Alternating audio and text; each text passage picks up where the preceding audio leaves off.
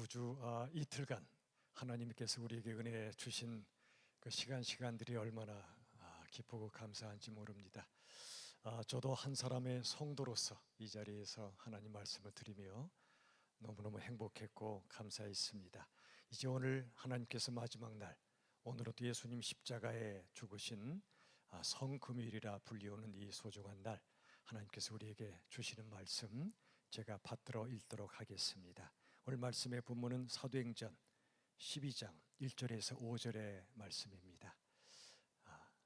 제가 받들어 읽을 때 우리 하나님의 말씀으로 받으시길 바랍니다. 12장 1절에서 5절. 그때 헤로드 왕이 손을 들어 교회 중에서 몇 사람을 해하려 하여 요한의 형제 야고보를 칼로 죽이니 유대인들이 이 일을 기뻐하는 것을 보고 베드로도 잡으려 할세. 때는 무교절 기간이라. 잡음에 옥에 가두어 군인 내식인 내 폐에게 맡겨 지키고 유월절 후에 백성 앞에 끌어내고자 하더라. 이에 베드로는 옥에 갇혔고 교회는 그를 위하여 간절히 하나님께 기도하더라. 아멘.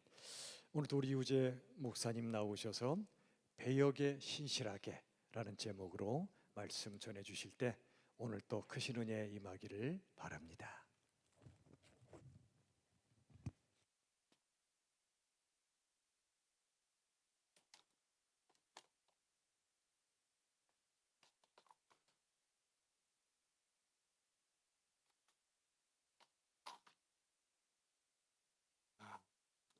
우리 익숙해진 격언처럼 쓰이는 문장들에 대해서 오늘 좀 다시 생각하는 것으로 설교를 시작해 보겠습니다.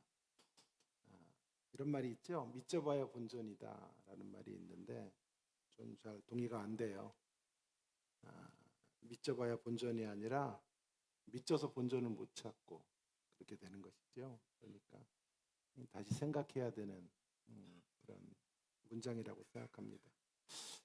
시작이 반이다. 이 속담도 좀 따져봐야 하는데요. 시작해서 반까지 가기가 되게 어려워요. 시작해도 잘 안 되더라고요. 우리 딸 다시 공부 시작했는데 옛날에는 안 해서 안 되고 했는데도 아무것도 밑바닥이 없으니까 안 되더라고요. 그러니까 성적은 똑같아요. 안 할 때나 열심히 해도 안 된단 말이에요. 그래서 저는 이런 말보다는 반쯤이라도 갈 수 있도록 시작해라. 그런 말이 더 맞는 말이 아닌가 생각이 듭니다. 가만히 있으면 중간 간다. 이런 얘기도 있는데요. 가만히 있으면 절대 중간 못 가요. 절대 중간 못 가고 적극적으로 최선을 다해도 중간 갈까 말까. 그러니까 최선을 다하는 것으로 중간이라도 가라. 이런 말이 옳을 것 같습니다. 속담 이야기, 이 격언 이야기로 설교를 시작하는고 하니 오늘 본문과 관련된 속담 하나를 제가 말하려고 그래요. 저는 티끌과 관련이 있는 그런 속담을 하나 말씀드리려고 하는데요. 티끌 모아 태산이다 이런 말이 본문과 좀 어울립니다. 왜냐하면요. 여러분 티끌과 태산, 티끌 모아 태산이 되나요? 1원짜리 하나씩 모아가지고 100억 모을 수 있을까요? 요즘 젊은이들 결혼도 안 하고 출산도 안 하고 모든 거를 다 포기하며 이렇게 살고 있습니다. 어차피 뭘 해도 안 된다 그런 생각을 하기 때문에 그런 것이죠. 그래서 젊은이들은 이런 말 되게 싫어해요. 티끌 모아 티끌이다 이런 말을 오히려 이야기하죠. 여러분 오늘 티끌 모아 티끌이라는 말이 오늘 본문과 좀 어울립니다. 우리는 먼지입니다. 먼지. 아무리 노력을 해도 먼지 이상이 될 수 없어요. 우리는 자꾸 초라한 존재들입니다. 모르는 것 투성이. 아무리 챗GPT 시대가 되어도 모르는 것 투성입니다. 특히 하나님에 대해서 우리는 잘 알지 못합니다. 하나님 너무 오묘하고 신비한 분이기 때문에 인간이 그분을 다 이해할 수가 없어요. 그 중에서 우리가 가장 어려워하는 것 중에 하나가 이것이 아닐까요? 납득하기 힘든 하나님의 인도하심. 정말 이해가 안 돼요. 왜 하나님이 이렇게 인도해 가시는가 하는 문제. 저는 오늘 이 문제에 대해서 좀 감히 티끌과 같은 제가, 먼지 같은 제가 이 문제를 한번 좀 도전해 보면서 말씀을 오늘 본문을 중심으로 좀 풀어가 보기를 원하는데요. 오늘 본문 말씀의 이야기는 초대교회가 승승장구를 합니다. 그런데 위기를 만나게 됩니다. 오순절 성령 강림으로 폭발적인 부흥들이 이루어졌습니다마는 사단이 그런 교회를 가만둘 리가 없지요. 그래서 헤롯이라는 일을 충동질해서 교회를 핍박하도록 한 것입니다. 먼저 요한의 형제 야고보를 칼로 죽입니다. 그랬더니 지지율이 확 올라간 거예요. 그래서 실시간 검색어 1위가 될 정도로 많은 이들의 어떤 환영을 받게 된 거지요. 인기가 급상승하게 된 것입니다. 그러자 정치하는 사람이니까요. 내친 김에 초대교회의 가장 큰 거물이라고 할 수 있는 베드로를 죽여야 되겠다 계획을 세웁니다. 근데 때마침 그때가 명절이에요. 명절날은 아무래도 사람을 죽이거나 그러지 않으니까 명절이 지나면 처형을 해야 되겠다 이런 생각을 하고 오기에 가둡니다. 5절에 보시면 이때 교회가 합심으로 기도를 하고요. 오늘 읽지는 않았지만 베드로가 기적적으로 구출이 되고 있는 것을 우리는 오늘 본문의 이야기 후반 부분에 가서 확인하게 됩니다. 저는 오늘 이 이야기를 앞에 두고 묻고 싶습니다. 감히 티끌과 같은 우리가, 먼지 같은 제가 가장 어려운 주제, 하나님의 납득할 수 없는 인도하심에 대한 이야기에 대해서 한번 여러분들과 함께 고민해 보기를 원하는 것입니다. 질문은 이것입니다. 왜 하나님은 요한의 형제 야고보는 칼로 죽임을 당하도록 허용하시고 베드로는 기적적인 구출을 통해서 옥에서 풀려나게 하신 걸까요? 왜 어떤 이들은 형장의 이슬로 사라지게 하시고 또 어떤 이들에게는 놀라운 승리와 기적 이런 역사들을 펼쳐주시는 걸까요? 기도의 차이일까요? 기도의 차이? 베드로는 투옥됐을 때 성도들이 지금 기도를 하고 교회가 기도를 해서 옥에서 나오게 되고 야고보가 잡혔을 때는 기도하지 않았기 때문입니까? 아무리 봐도 말이 되지 않지요? 야고보가 잡혔을 때도 기도했을 거라고 생각합니다. 그렇다면 사랑의 차이일까요? 사랑의 차이일까요? 하나님께서 수제자 베드로이기 때문에 세게 사랑해 주시고 야고보는 적당히 사랑해 주셔서 한 사람은 죽음으로 한 사람은 위대한 기적을 보는 자리로 나오게 된 것일까요? 그것도 말이 되지 않습니다. 기도의 차이도 아니고 사랑의 차이도 아니라면 또 한 가지 믿음의 차이일까요? 베드로는 믿음이 아주 강했기 때문에 기적을 보았고 기막힌 승리를 경험하게 되었고 야고보는 베드로보다는 믿음이 좀 작아서 순교의 제물이 된 것입니까? 결코 이것도 답이 되지 않을 것입니다. 자, 기도의 차이도 아니고 사랑의 차이도 아니고 믿음의 차이도 아니라면 왜 하나님은 어떤 이들은 조금 일찍 죽음의 길을 걷게 하시고 어떤 이들은 생명의 길로 살림의 역사로 회복의 길로 인도하시는 걸까요? 어쩌면 이 질문은 티끌 같은 우리들이 하나님에게 던질 수 있는 어쩌면 가장 어려운 질문, 우리가 신앙생활을 하는 중에 가장 이해하기 힘든 대목이 아닐까 하는 생각을 해보게 됩니다. 꽤 오래전에 아프간의 교회 선교팀이 억류된 적이 있었죠. 그때 하나님께서 어떤 이를 순교의 제물이 되게 하시고 또 어떤 이는 다른 이들은 다 고국으로 돌아오는 그런 역사들을 펼쳐주셨어요.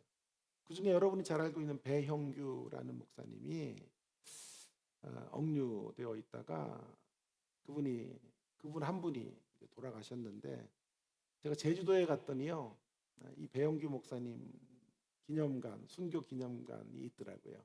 갔더니 그날의 이런 이야기들을 거기 자세하게 기록이 되었던데, 이 탈레반인가요? 하여튼 그 사람들이 한 사람을 그냥 다 보낼 수는 없고 한 사람을 제물로 삼아야 된다라는 것을 통보를 했다고 합니다. 그래서 거기 안에서 설왕설래가 이루어졌던 거예요. 그날 밤에. 그러니까 처형되기 그 하루 전에 장로님하고 목사님하고 서로 싸움을 했던 모양이에요. 장로님은 목사님은 할 일이 많으시니 제가 제물이 되겠습니다. 제가 대표로 아, 벌떡 일어서서 죽음의 길을 걷겠습니다. 그랬더니 배영기 목사님이 무슨 말입니까? 그래도 목사가 이 짐을 짊어지고 가야죠. 장로님은 가만히 계시고 제가 벌떡 일어나서 한 사람 죽어야 될 한 사람 일어나라 그러면 제가 일어나겠습니다. 그렇게 서로 실랑이를 벌였는데, 그날 이제 한 사람을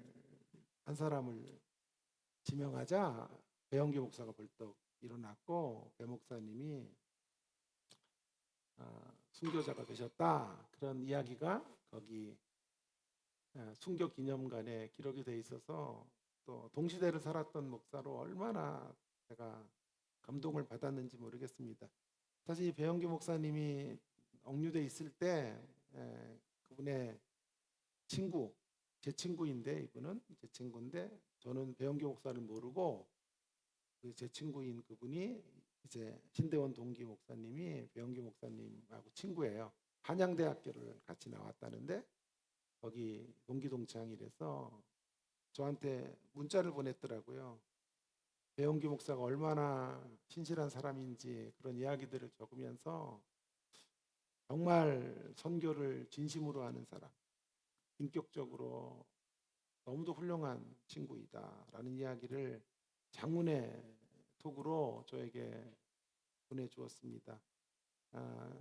그 대학생 때부터 목사 나왔다 그래요. 그래가지고 뭐 기숙사 같이 생활하다가 친구들이 오면 돈이 없어 보이면 지갑을 다 이렇게 지갑을 열어가지고 있는 돈을 다 주고, 지갑이 텅 빌 때까지 돈을 나눠주고 그랬다 그래요. 그래서 저는요, 지갑에 돈을 안 넣고 다녀요. 감동하면 안 되니까. 그래서 요즘은 또 너무 좋아. 지폐가 없어도 카드 줄 수는 없잖아. 그러니까 자, 죄송합니다. 이게 약간 찌질 개그라 그래가지고요, 이런 건 별로 하면 안 돼요.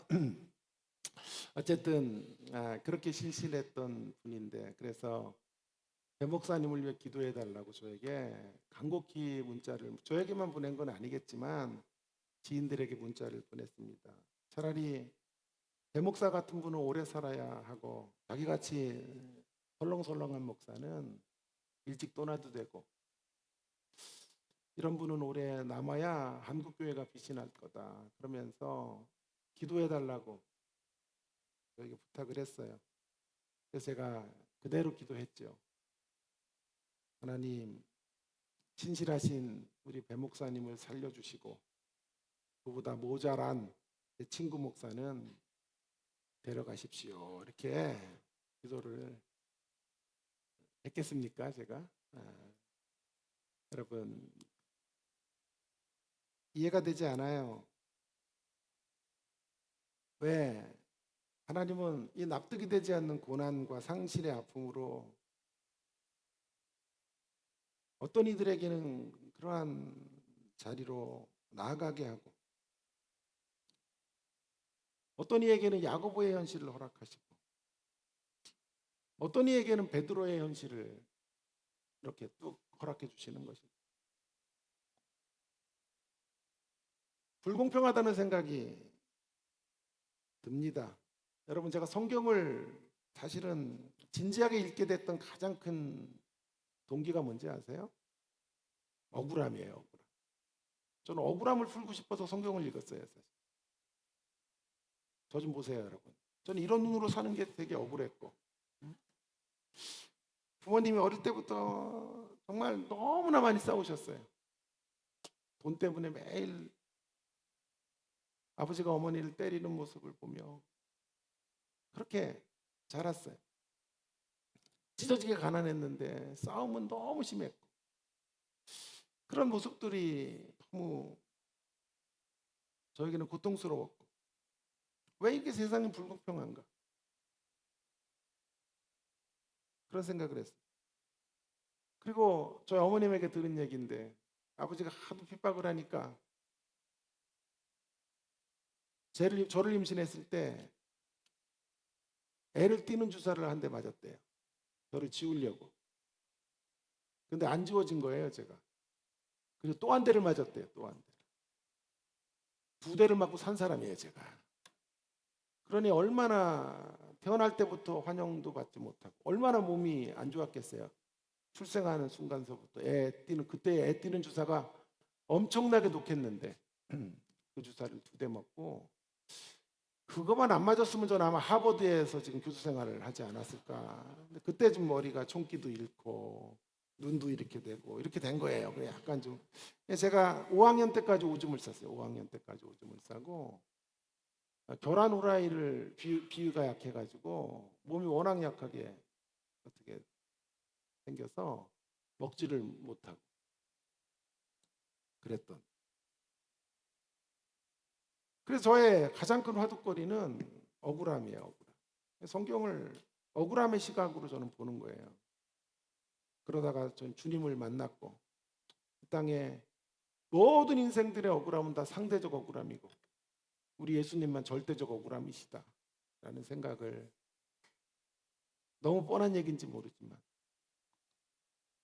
그 지점에 이르러서 저의 고통과 저의 의문과 저의 항변들의 답을 얻어서 제가 목사가 됐고 신학자가 되어 오늘 여러분 앞에 서게 된 것입니다.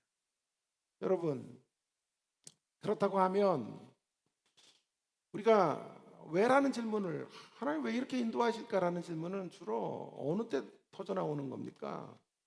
우리가 베드로와 같은 처지에 놓일 때 그런 질문이, 왜 하나님은 이렇게 인도하시나? 막 우리가 기적을 보고 능력을 보고 하나님의 영광스러움을 계속 눈에 띄게 나타나는 그런 하나님의 인도하심을 보는데, 하나님은 왜 이렇게 역사하셔? 막 그렇게 얘기하는 사람 별로 없죠. 보통은 우리가 야고보의 처지에 놓일 때, 야고보와 같은 처지에 놓이게 될 때 고통이 오고 시련이 오고 아프고 힘들 때, 물론 베드로의 이런 상황 같은 놀라운 역사들, 하나님의 초자연적인 계시와 임재를 볼 때, 그때도 양심 있는 사람들은 상대는 어려운데 나는 살만하니까 하나님 왜 그러실까 이런 질문을 하지만, 그래도 그렇게 치열하게는 안 해요. 그때는, 그죠? 내가 살만하니까. 그러나 내가 어려워지고 힘들어지고 곤고해지고 내가 병들고 내가 죽음 앞에 서게 되면, 그때는 아주 치열하게 하나님의 불공평성에 대해서 우리는 소리치게 되는 것이죠.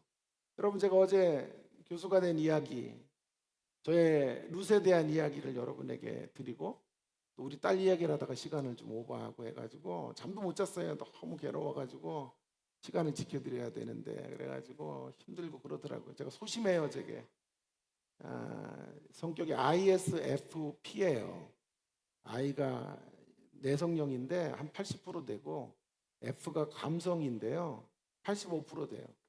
여자라고 보면 돼. 여자라고. 그냥 여자 한 사람 여기 서 있다. 여러분 인상 쓰고 이러면요 상처받아가지고 잠도 못 자고 제가 그러는데, 어쨌든 교수 얘기를, 어떻게 교수가 됐나 얘기를 했는데, 사실은 더 깊이 들어가면 제가 처음 교수가 됐을 때는 전임이긴 해도 뭐라 그럴까요? 약간 학교가 좀 변칙적으로 운영하는 전임인 거예요. 그러니까 연봉제라는 전임이 된 거예요. 그래서 1년 연봉을 1,200만 원 받은 거예요. 한 달에 1,200이 아니라 1년 연봉이, 그러니까 한 달로 나누면 100만 원인데 세금 떼고 그러면 얼마 받지도 못해요. 그런데 전임이라는 타이틀을 주고 그러니까 어떤 다른 학교에서는 강의 전담 뭐 이런 교수로 간 거죠. 정말 배고픈 시절을 지나게 되었는데요. 그때 제 설교 주로 제목들이 주로 이런 것들이 많았더라고요. 정의를 사수하라, 낮은 자의 기도를 들으시는 하나님, 불공평한 세상 앞에 설 때 막 이런 전부 제목들이 설교 제목들이 전부 막 세상이 전부 불공평하니까 그렇게 흘러갔던 것을 보게 됩니다. 2년 동안 죽도록 노력했죠. 정말 최고 일찍 가서 강의하고 최고 늦게 강의를 끝내고 학생들이 되게 싫어하는데도 어떤 때는 야, 밥 먹어서 뭐하냐, 떡으로만 사는 것도 아닌데 떡으로만 살 사람은 가라 그러고 앉아서 강의하고 막 온갖 열정을 다 쏟아부으면서 그렇게 강의를 했습니다. 그리고 2년 만에 이제 정말 진정한 전임이 됐고 조교수가 되었어요. 그러고 나서 설교 제목들이 바뀌더라고요. 아름다운 세상, 서로를 용납하라, 합력해서 선을 이루시는 하나님, 막 전부 설교의 주제들이 확확 바뀌어지게 된 것을 보게 됩니다. 여러분, 우리가 예수님 믿어서 예수님 잘 믿으면 베드로처럼 이런 우리가 원할 때 기적을 경험하고 옥에서 들어갈지라도 다시 나오고 병이 걸려도 완치가 완전히 되어지고 그리고 쭉 능력과 기적의 통로로 살아가게 된다면 신앙생활을 고민할 필요가 없어요. 문제는 저와 여러분의 삶이 그렇게 녹록하지 않다는 데 있습니다. 도처의 고난이라는 목병이 우리를 엄습해 옵니다. 뜻하지 않는 가슴 아픈 사연들이, 사건들이 예고치 않은 시점에 다가옵니다. 원하지 않는 고통의 시간 속에 우리는 신음할 수밖에 없습니다.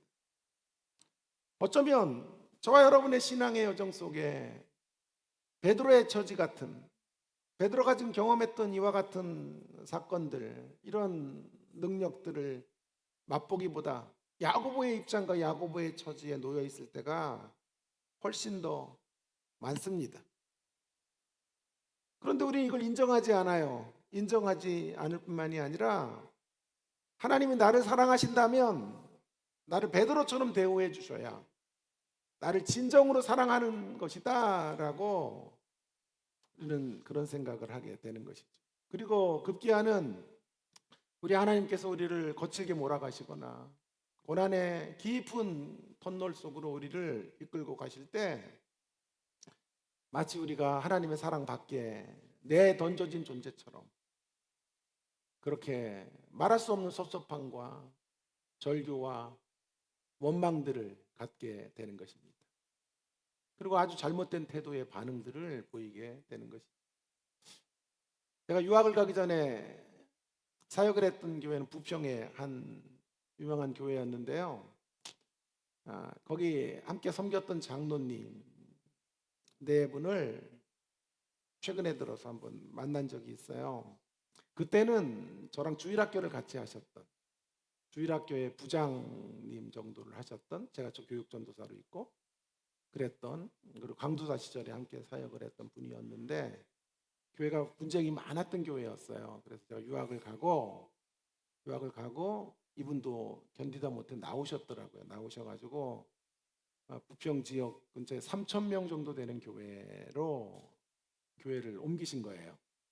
그런데요, 놀라운 일이 벌어졌는데 몇 년 지나지 않아 이분이 장로 투표에서 최고 득표율로 장로님이 되신 거예요. 장로님. 이게 엄청나게 어려운 거예요. 왜냐하면 내가 이렇게 있던 교회가 아니라 생전 다니지도 않았던 교회에, 그것도 3,000명 정도 되는 교회면 굉장히 큰 대형 교회가 아닙니까? 그런 교회에서 뭐 몇 년 안에 많은 분들의 평판을 얻어서 장로님이 되셨다는 게 어려운 거예요. 그분에게 남다른 재력이나 스펙이 있는 것도 아닙니다. 오직 덕망을 갖고 계시고 신앙적인 인품과 어떤 섬김의 모습이 있었기 때문에 그런 일들이 가능했던 것이죠. 그런데요, 그분이 장로님으로 피택이 되는 즈음에 사업이 곤두박질치기 시작합니다. 남대문에 막 이렇게 화공가를 나오셔서 남대문에 이게 보세 같은 옷 같은 것들을 한참 동안 파셨어요. 그래서 거기 가게가 2개나 있었고 정말 잘 됐었는데 갑자기 의류업계에 불황이 찾아오고 견디다 못해 가게를 다 파셨고 가게 문을 닫았고, 그래서 제가 만났을 때는 부평에서 아내 되시는 권사님께서 의상실을 하면서 근근히 살아가고 계셨더라고요. 근데 그때가 마침 장로 기택이 되었을 때인 거예요. 구역 모임을 하는데 어느 집사님 한 분이, 사업이 승승장구하는 집사님 한 분이 이런 간증을 한 거예요. 어떤 간증을 했냐 하면, 하나님이 어떤 직분을 허락하실 때는 그 직분에 맞는 적절한 대우를 해주신다. 존경심이랄까, 사회적인 위치랄까, 부랄까, 명예 같은 것도 함께 주신다. 그런 얘기를 하면서 직분을 맡았는데도 그런 것이 따라오지 않는다면 그 사람은 하나님 앞에 제대로 살고 있지 못한 것이다. 그런 식으로 이야기를 간증한답시고 한 거예요. 그래서 자기가 이제 그분은 이제 안수 집사인데 안수 집사가 될 쯤에 하나님이 사업의 문을 여셔가지고 대박이 나고 승승장구했다. 이 간증을 하면서 하나님 그렇게 역사하시는 분이다. 라는 이야기를 한 것입니다. 그런데 같이 말씀을 나누다가 이 장로님이 엄청 상처를 받은 거예요. 권사님도 옆에 같이 앉았는데 부부들이 모여서 같이 성경을 공부하다가 엄청나게 뭐라 그럴까요? 상처를 얻게 된 것이. 그리고 그때부터 이 두 분이 새벽마다 구통 위에 앉아서 예배 끝나면 그렇게 하나님 앞에 절규를 한 거예요. 주님, 우리를 왜 버리신 것입니까? 하나님, 왜 우리에게 징계를 이렇게 내리십니까? 우리가 무슨 잘못을 했길래 우리의 사업을 이렇게 반토막이 되게 하시고, 최선을 다해 신실하게 살았던 것 같은데 하나님 이렇게 힘들게 되었습니까? 왜 그런 기도를 드렸다 그래요. 저를 만났는데 권사님이 눈물이 글썽이시면 내 손을 꽉 잡으시면서 이런 말씀을 하시더라고요. 목사님, 형편이 어려워져서 힘든 것보다 주위 성도들의 차가운 시선이 더 힘들어요. 요즘 저희 부부는 마치 중재인들처럼 교회 생활을 하고 있습니다. 그렇게 이야기를 하시는 거예요. 제가 그 말을 듣는데 진짜 뚜껑이 확 열리더라고요. 그래서 내가, 아니 도대체 그 집사님이라는 양반 도대체 어떤 사람이길래 저 좀 한번 좀 만나게 해달라고 막 제가 소리를 쳤죠. 그런 악질 성도는 아우지 그런 데 같은 데 보내서 아주 쓴맛을 이제 경험하게 해야 된다고 막 제가 열을 냈어요. 원래 저도 약간 주님 닮아 온유하고 겸손하려고 그러는 사람이기 때문에 그렇게 열을 잘 안 내는데 제가 막 그때 오버를 떠니까 위로를 얻더라고요. 그렇지요. 우리가 그렇게 뭐가 잘못되어져서 사업이 이렇게 힘들어진 건 아니지요. 그런 얘기를 해서 절대 그런 것이 아닙니다. 그러면서 제가 깊은 격려를 하고 그분들을 안아드리고 지하철로 집으로 돌아오는 길에 저는 곰곰이 그분들과 나눴던 이야기들이 곱씹어지게 되었습니다. 여러분, 한국교회 신자들이 갖고 있는 여러 가지 문제점 중에 하나가 뭐냐 하면, 그 중에 가장 시급히 고쳐야 될 것 중에 하나가 배역에 대한 편견이 아닌가 하는 생각을 하게 되었습니다. 배역에 대한 편견, 뭐라고요? 배역에 대한 편견. 배역에 대한 편견이라는 건 이런 거예요. 하나님의 드라마 안에 그분이 연출해 가시는 그간에 좀 더 폼나는 그런 배역이 있다라고 하는 생각입니다. 주연이 조연보다 가치 있다고 여기는 태도 같은 것입니다.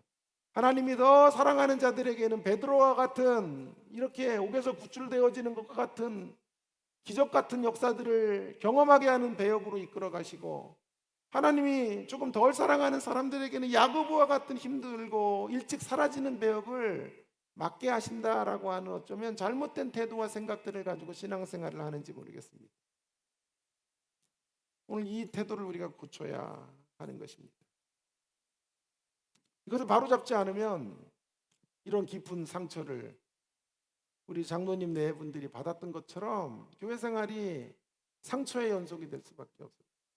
그래서 오늘 이제 남은 시간 동안 저는 배역의 편견들을 우리가 바로잡기 위해서 우리가 어떤 자세로 나아가야 하는지 한 두 가지 이야기를 좀 해보도록 하겠습니다.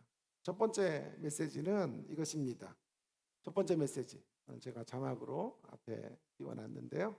우리가 어떤 배역을 맡았는가 하는 것보다 중요한 것은요, 어떻게 우리를 통해 하나님의 위대한 드라마가 완성될 수 있는지에 초점을 맞춰야 합니다. 여러분, 배역에 대한 편견을 깨는 신앙의 자리로 가시려면 우리의 배역이 무언지보다 중요한 건 어찌하든지 우리들의 배역을 통해 하나님의 드라마가 온전히 완성이 되는 쪽에 집중해야 된다라는 것입니다. 하나님은 위대한 극작가이십니다. 극작가. 그리고 저와 여러분은 그분의 배우들이에요. 배우들. 그분의 드라마 속에 우리가 어떤 배역을 맡고 있는지 아는 것은 사실 그리 중요한 것이 아닙니다. 1차적으로 중요한 것은 극작가이신 우리 하나님의 드라마가 우리들을 통해 온전하게 완성이 되는 것입니다. 우리가 어떤 비중 있는 대사를 하는지, 우리가 어떤 캐릭터를 소화하는지, 그 안에서 우리의 무게가 어느 정도인지 하는 것들, 그런 것들은 별로 중요한 것이 아닙니다. 그분의 그간에 누가 주연을 맡았는지, 누가 조연인지, 누가 단역 배우인지 하는 것들, 이런 것들은 결국 그분의 드라마가 완성되는 역사 속에 모두 다 중요한 것이지, 주연이 더 중요하고 조연이 덜 중요하고 단역 배우는 하찮은 역이다라고 말할 수 없다라고 하는 것입니다. 하나님의 드라마 안에는 누군가는 끝까지 남게 되는 사람들이 있고요, 또 일찍 사라지는 배역도 있는 것입니다. 하나님의 드라마 안에 누군가는 반드시 축복으로 말을 해야 하고, 또 어떤 이들은 고난으로 말하는 사람도 있어야 하는 것입니다.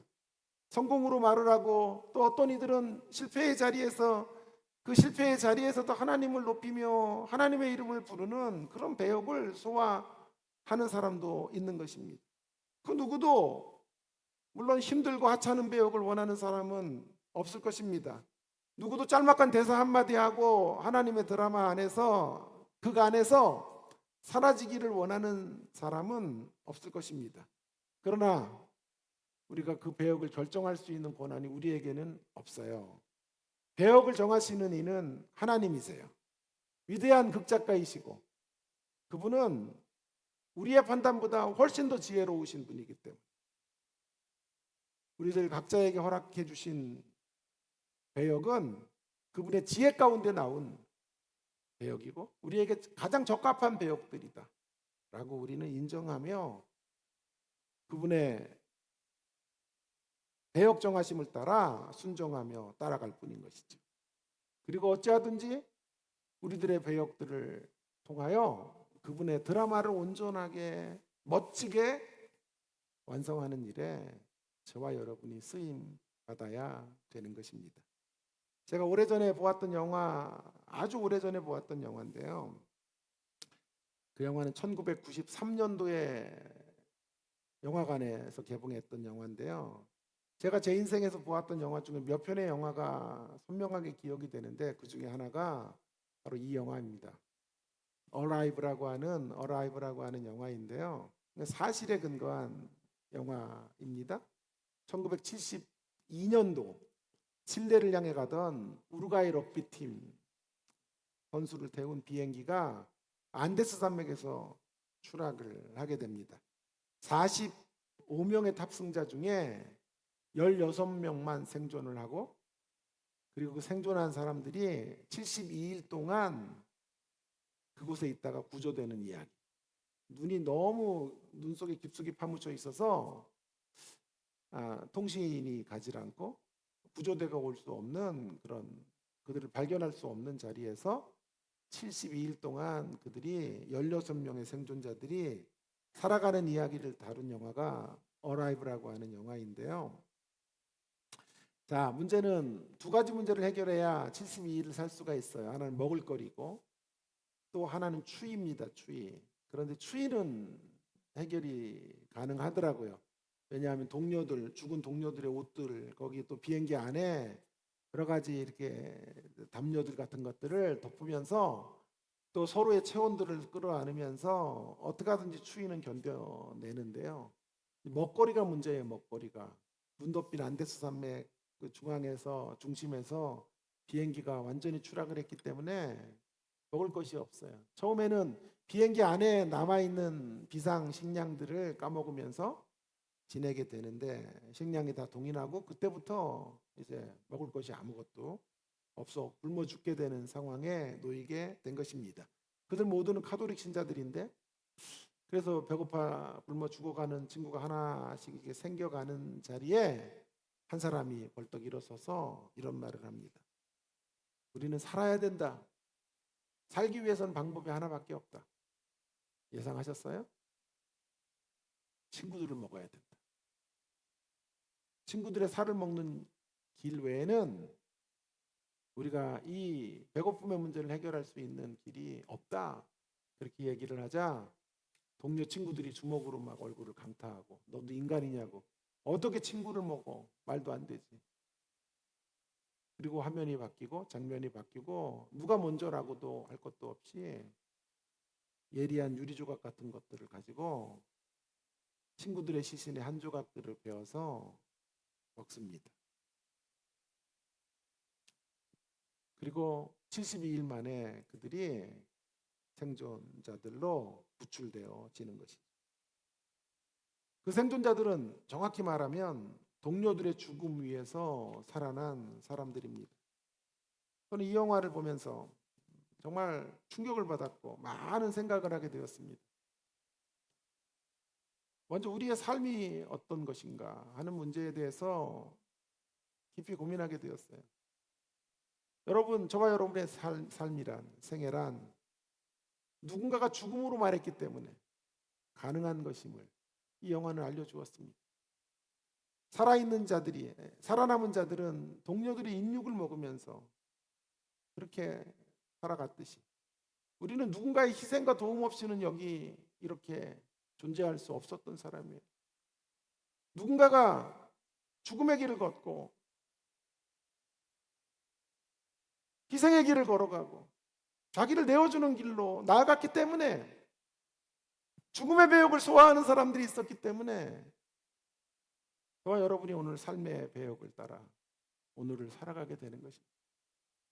저는 이 영화를 보면서 사순절의 메시지, 오늘 특별히 성 금요일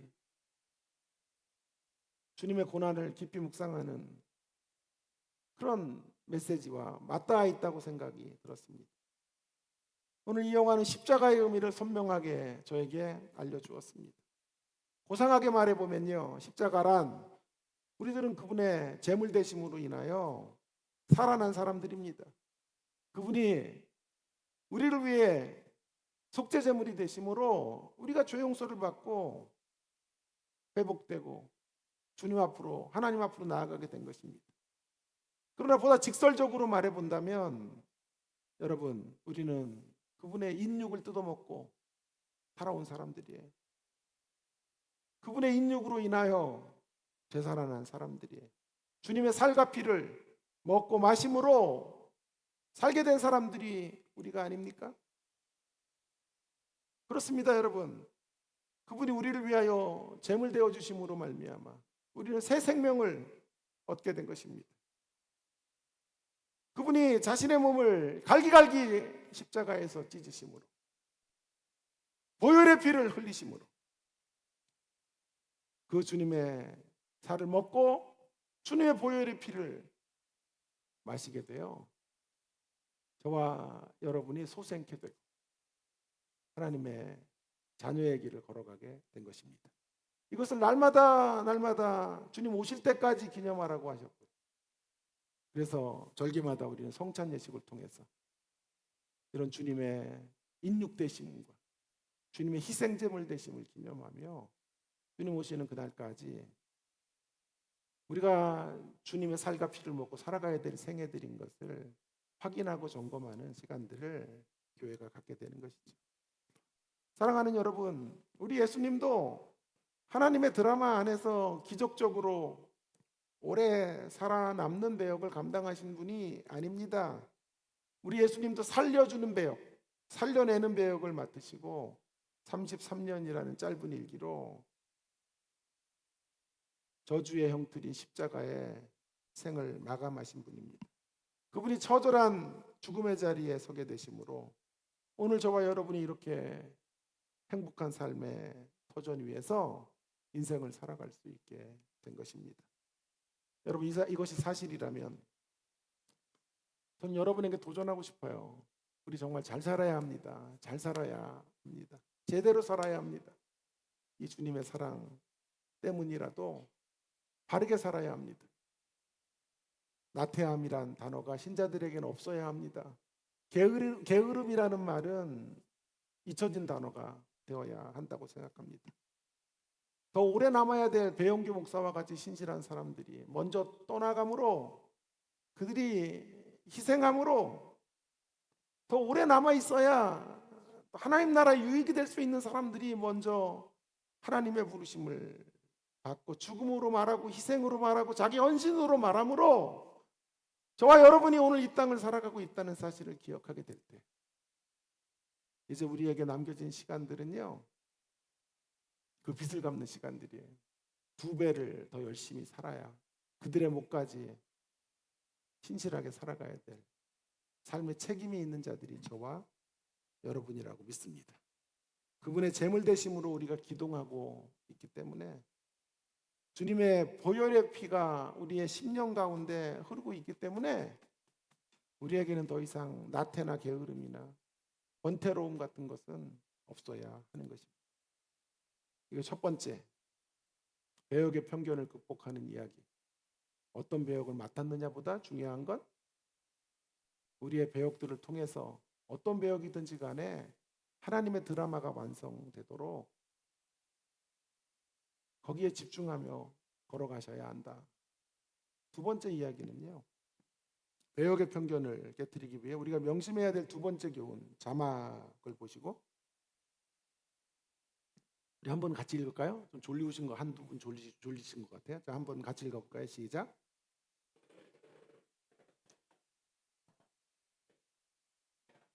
예, 두 번째 메시지는 배역의 편견을 깨기 위해서 우리가 명심해야 될 것은 이것입니다. 우리의 배역들을 서로 비교할 것이 아니라 충실해야 된다. 충실해야 된다.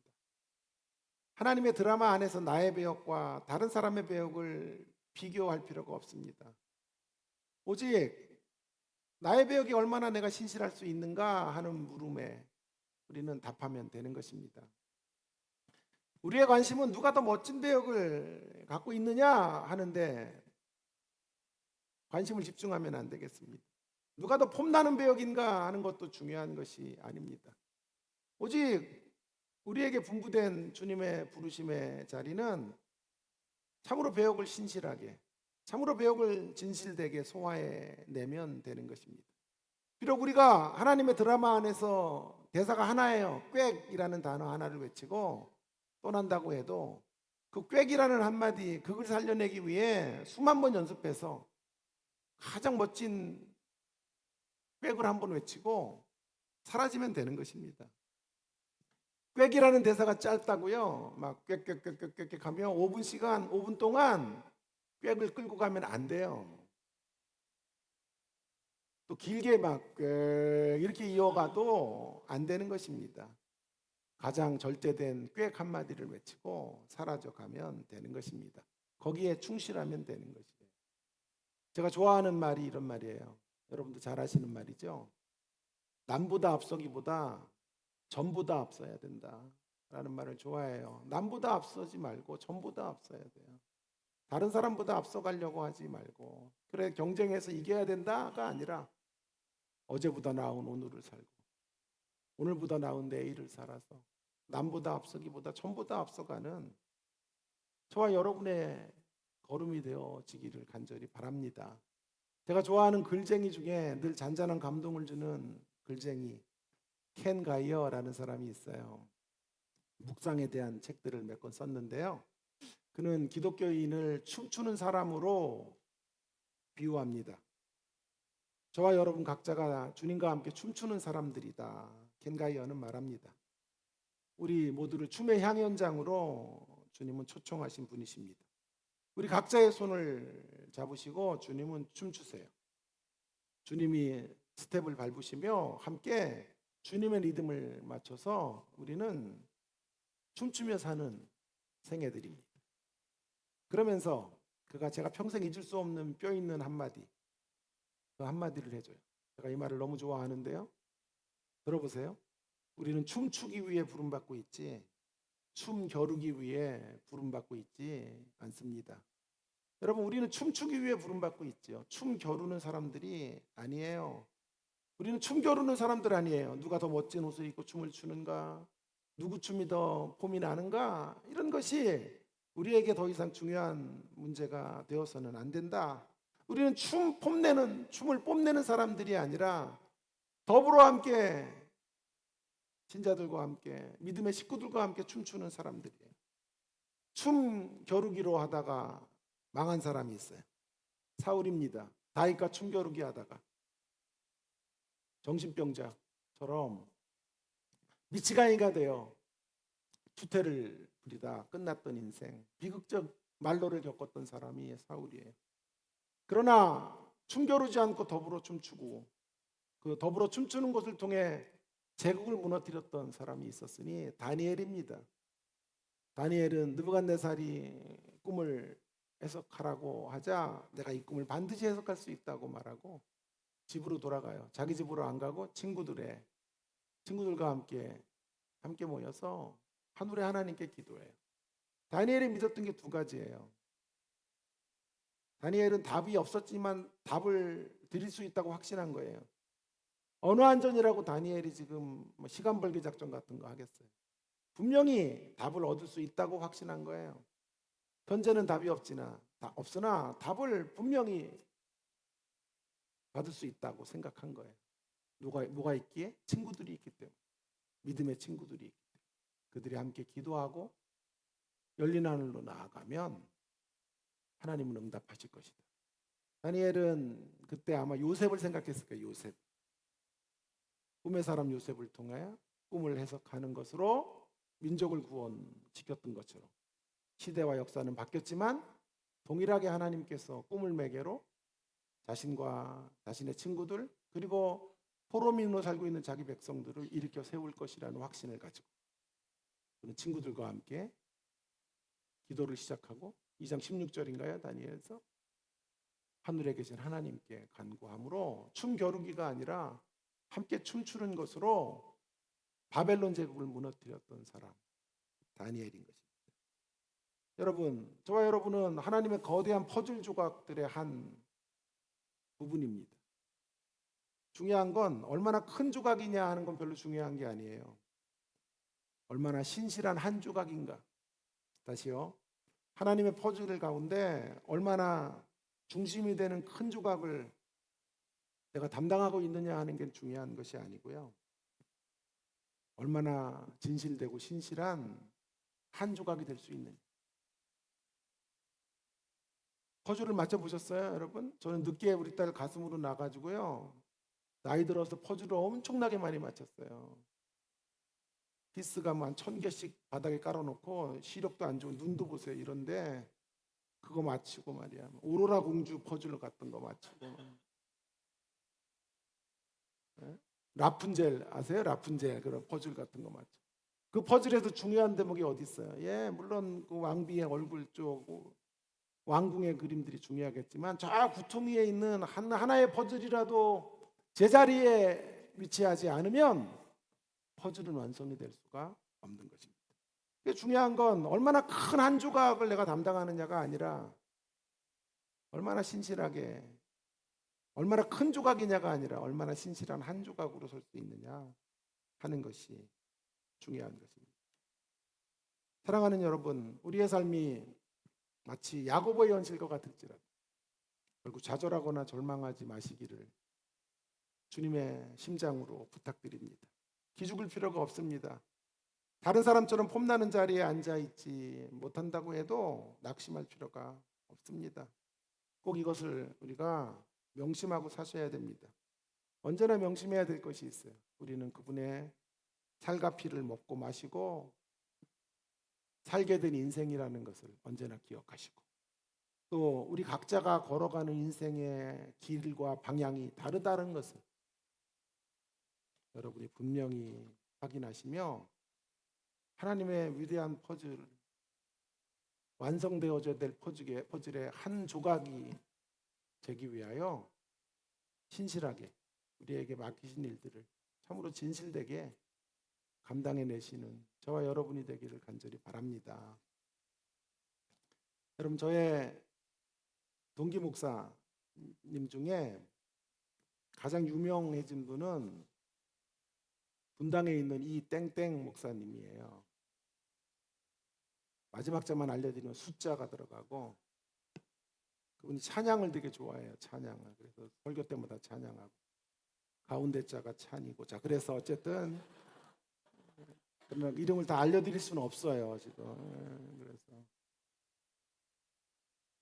제가 이제 그분의 교회는 사랑의 교회 전통을 따라서 여름이 되면 한 달 한 6주, 5주, 6주 정도를 설교를 안 하세요. 설교를 안 하고 외부 강사들을 불러서 설교를 하시고, 이제 교회 탐방이나 후반기 사역을 준비하시는 쉼의 시간들을 가져요. 그게 옥하는 목사님 때부터 교회가 가졌던 전통인 것 같아요. 그래서 그걸 그대로 답습해서, 사실 많이 쉬어야 되거든요. 쉬어야 좋은 이제 설교도 할 수 있고 또 에너지가 충전이 되고 하는 것이니까요. 참 잘하는 것 같아요. 그래서 그때마다 이제 외부의 강사들을 부르는데, 저랑 이제 신학교 동기이고 그래서 제 칭찬하려다가 제가 말았는데요. 그래서 몇 번 갔죠. 몇 번 가서 이제 주일 설교를 했는데, 한 번 이제 처음 갔을 때예요. 설교를 딱 했는데,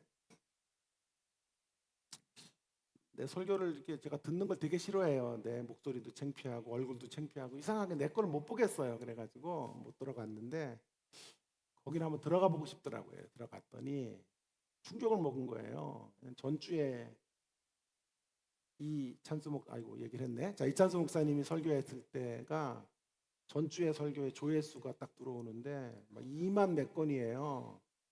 근데 저는 조회수가 300개밖에 안 돼. 그래가지고 이게 또 뭔가 이런 생각이 슬쩍 드는 거예요. 그래가지고 아니, 신학교 때는 공부는 내가 더 잘했는데 어떻게 된 건가 이런 생각이 들어서, 그런가 보다 하고, 나는 목회 안 하니까 그분의 유명세를 내가 어떻게 이기겠어요. 그래서 그런가 보다 했는데 자꾸 이렇게 또 들어가게 되더라고요. 또 들어갔고 또 들어갔는데, 나는 한 400건, 500건 되는데 거기는 막 3만 건 이렇게 가는 거예요.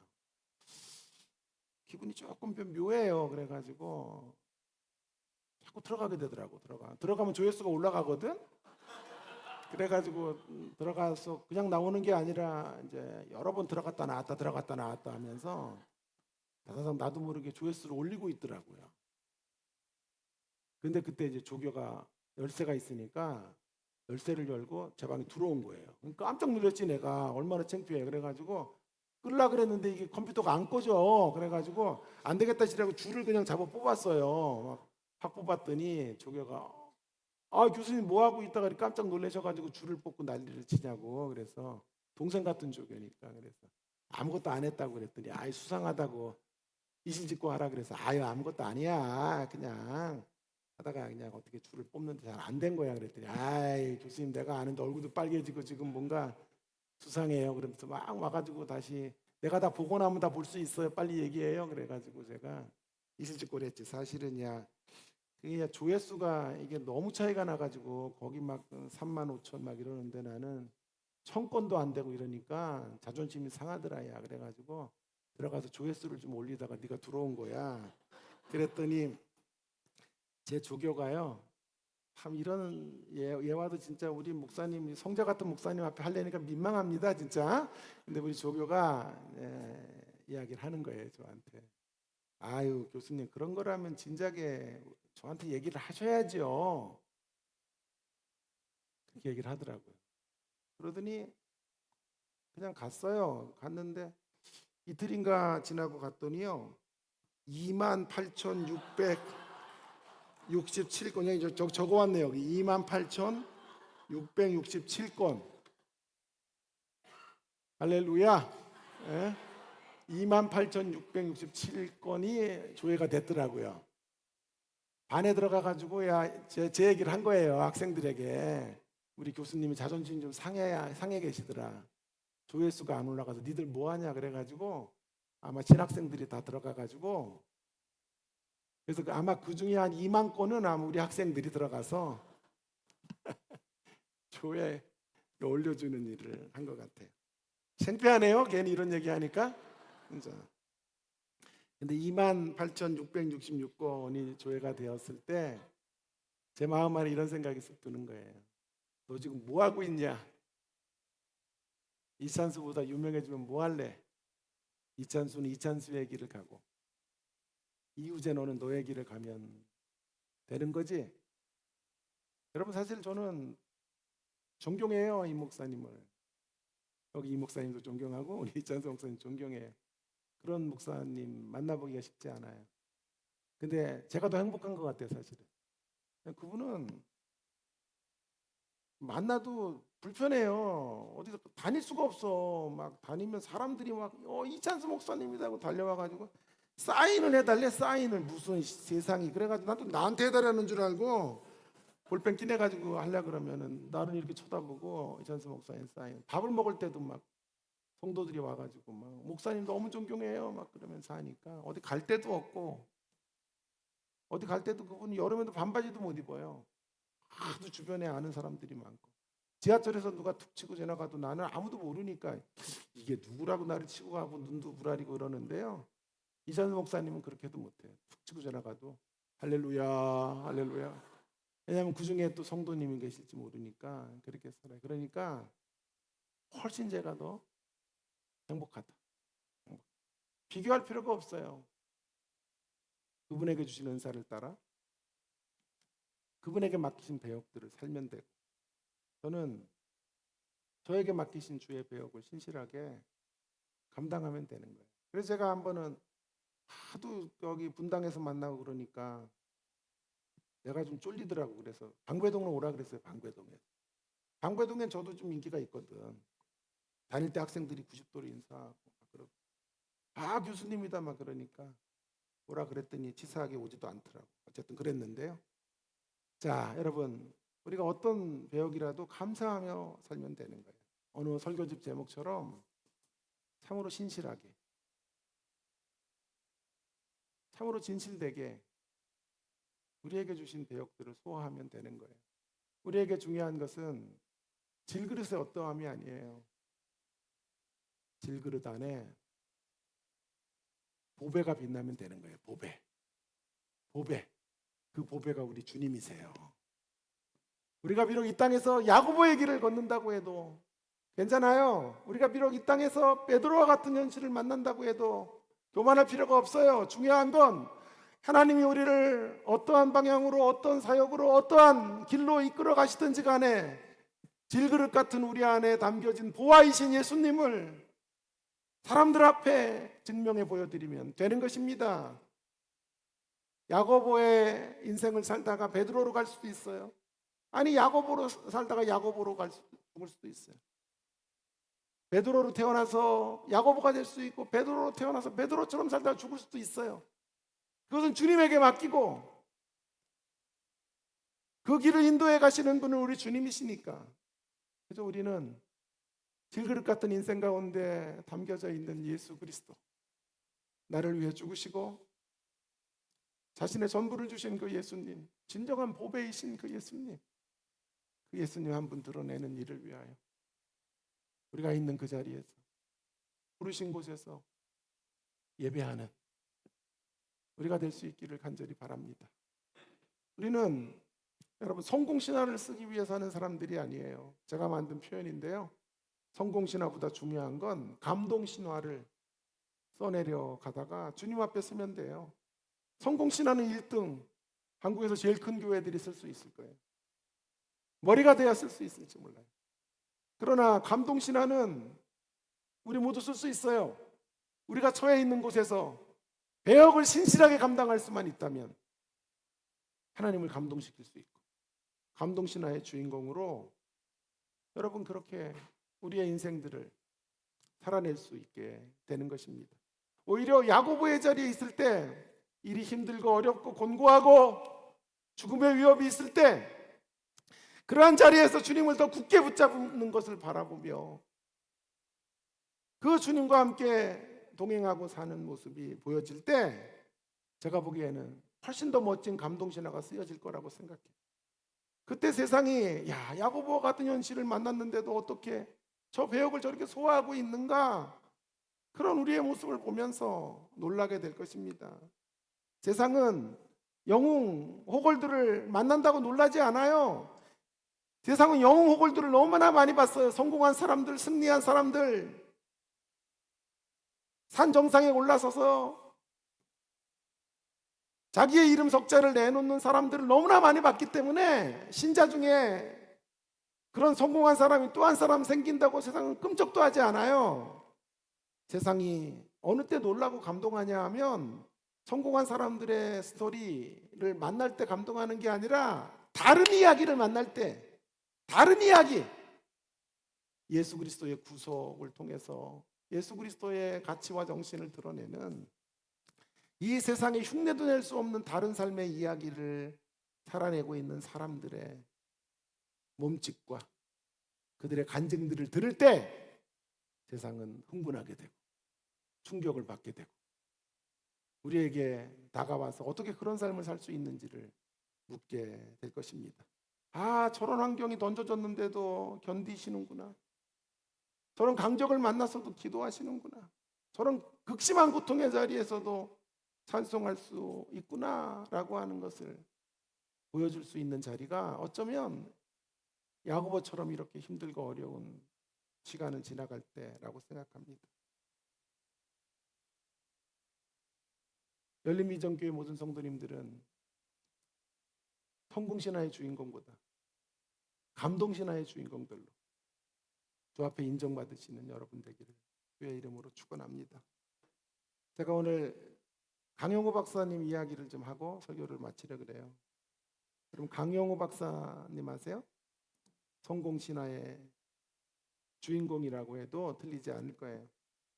앞을 보지 못하시는 맹인으로 미국 대통령 차관보까지 나아갔으니 한국 사람으로는 이만큼 성공한 사람도 사실 드물 거예요.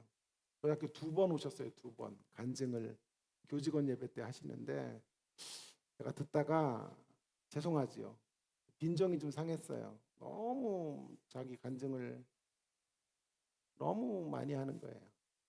속된 말로 좀 잘난 척을 너무 하시고 자녀들이 잘 된 거 막 미국의 명문대학을 나와 의사 되고 막 이런 게 너무 제가 좀 못됐어요. 제가 성격이 그래가지고요. 듣다가 그냥 나갔죠. 나갔는데 출석을 불러요. 교수들 그래가지고 다시 들어갔죠. 다시 들어가서 듣고 그래서 내 안에 예수님이 있나 그런 이야기 속에 그래서 좀 마음이 너무 안 좋았는데요. 그러다가 그분의 이야기 엔딩 부분에서 그분의 삶의 마지막 대목에서 제가 큰 감동을 받았어요. 그분의 성공신화의 이야기보다 훨씬 더 가슴 뭉클한 이야기가 그의 마지막 인생의 천국 가기 마지막 시점에 야고보처럼 이렇게 힘든 상황에 처했을 때 그분이 정말 감동신화의 주인공으로 인생을 마무리하더라고요. 그래서 그때 제가 회개를 했어요. 주님, 그때 강영호 박사님을 제가 정죄했던 것을 용서해 주세요. 제가 모자랐습니다. 여러분 아시지만 강영호 박사님은 췌장암 말기로 소천하셨는데요. 수술을 말기 판정을 받고 수술을 거절하고 천국을 속해가기로 선택하고 그의 삶을 정리했지요. 그의 모든 재산을 사회에 환원했고 자녀들에게 이 거룩한 일에 동참해 달라고 호소했고 자녀들이 많은 돈을 기부하면서 귀한 사역에 동참하게 되었습니다. 그의 마지막 말을 제가 잊을 수가 없어요. 들어보세요. 삶과 죽음은 하나님만 하시고 결정하는 일입니다. 말기암 진단을 받고 나는 죽음을 준비해 왔습니다. 중간을 생략하고요. 죽음은 나쁜 게 아니고 아름다운 세상을 가기 위한 아름다운 세상으로 가기 위한 하나의 과정임을 잘 알고 있습니다. 저는 부활을 믿기에 죽음이 두렵지 않습니다. 맨 마지막 대목이 이렇습니다. 주님, 당신으로 인해 저의 삶이 더욱 사랑으로 충만했습니다. 은혜로웠습니다. 감사합니다. 땡큐. 강영호 박사는 마지막 땡큐라는 말을 한마디를 남기고 그가 살아 생전에 써내려갔던 성공신화보다 더 위대한 간증, 마지막 죽음 앞에서 감동신화의 주인공으로 더 큰 울림으로 제 가슴 속에 지금도 살아계세요. 그에게 또 한 번의 기적 같은 역사, 오늘 베드로가 옥에서 구출되는 것과 같은 기적 같은 역사는 없었지만 그러나 자신의 배역을 묵묵히 소화하시며 신실하게 살아내시며 온 세상에 주님을 알리는 일에 보배이신 주님을 영화롭게 해드리는 일에 참으로 진실되게 참으로 신실하게 쓰임받다가 주님의 품에 안기신 거죠. 여러분, 우리도 어떤 현실 속에서도 우리에게 맡기신 배역이 무엇이든지 간에 참으로 신실하게 참으로 진실되게 우리의 배역을 살아내는 믿음의 사람들이 되십시다. 함께 기도하겠습니다. 오늘 주신 말씀을 우리가 좀 생각하면서 함께 통성으로 한 1분 정도 같이 기도하면 좋겠습니다. 여러분, 우리에게 어떤 배역을 맡기셨느냐 하는 건 별로 중요한 것 같지가 않아요. 어찌하든지 우리들을 통해 하나님의 드라마가 하나님의 극이 완성이 되는 일에 저와 여러분이 쓰임받게 되기를 간절히 바랍니다. 우리 서로 비교하지 마십시다. 나의 현실과 남의 현실을 비교하지 말고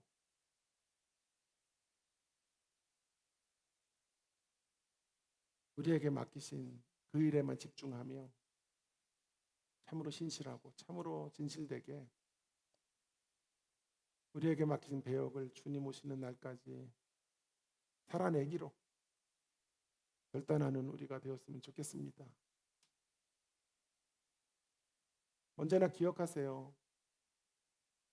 상대와 내가 비교되어질 때 언제나 기억하세요. 다른 이들을 바라보면 시기심이 생길 때 언제나 기억하세요. 우리가 주님의 살과 피를 먹고 살아난 인생이라는 걸 한시도 잊지 마시고 우리가 가는 길이 다 다르다는 것을 인정하시고 오직 나에게 맡기신 일들 진실되게 감당하며 주님 기뻐하시는 방식으로 이 일들을 위하여 헌신하는 우리가 되기를 위하여 함께 동성으로 같이 주의 십자가를 묵상하는 가운데 함께 기도하면 좋겠습니다. 하나님 아버지, 오늘도 저희들에게 귀한 생명의 말씀을 주셔서 감사합니다. 하나님 아버지, 하나님께서 우리에게 어떤 배역을 맡기시든지 간에 하나님 앞에서 저희들이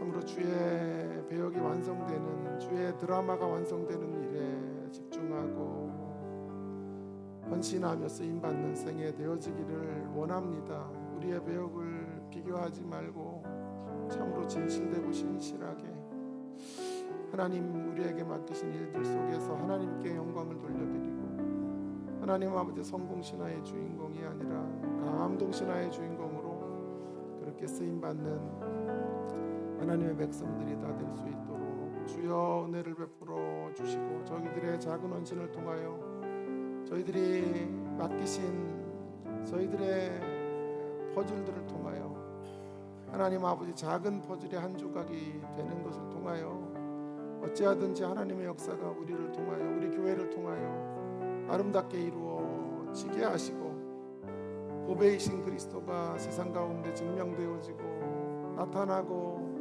그래서 많은 이들이 주님을 노래하고 주님 앞으로 돌아오는 생명의 역사가 우리를 통해서 펼쳐져 가도록 주여 은혜를 저희들에게 허락하여 주시고 귀한 은혜로 함께하여 주시기를 간절히 원합니다.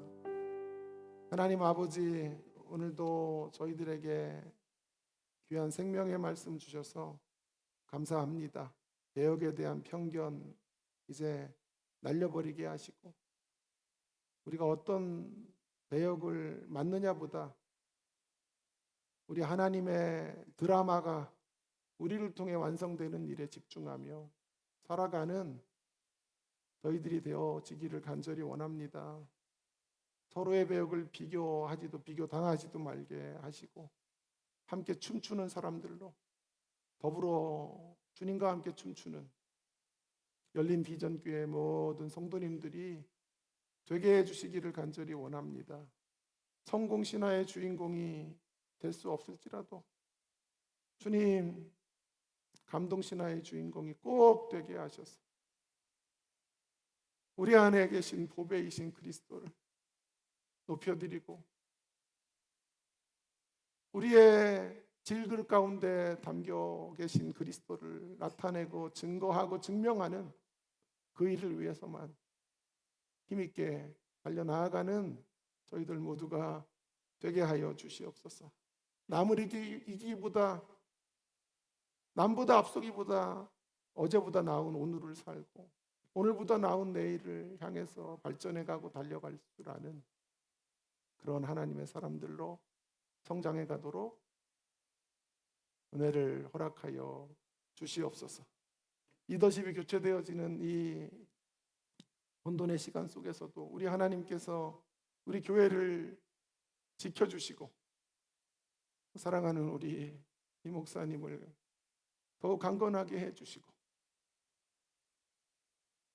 또 귀한 사역을 이어가시는 우리 목사님에게도 은혜 주시고, 모세와 함께 하셨던 것처럼 여호수아와 또 함께 하셔서 하나님의 위대한 역사들이 펼쳐지는 것처럼 동일한 역사들이 열린 비전 교회를 통하여 아름답게 이루어져 갈 수 있도록 은혜 위에 은혜를 더하여 주시옵소서. 감사합니다.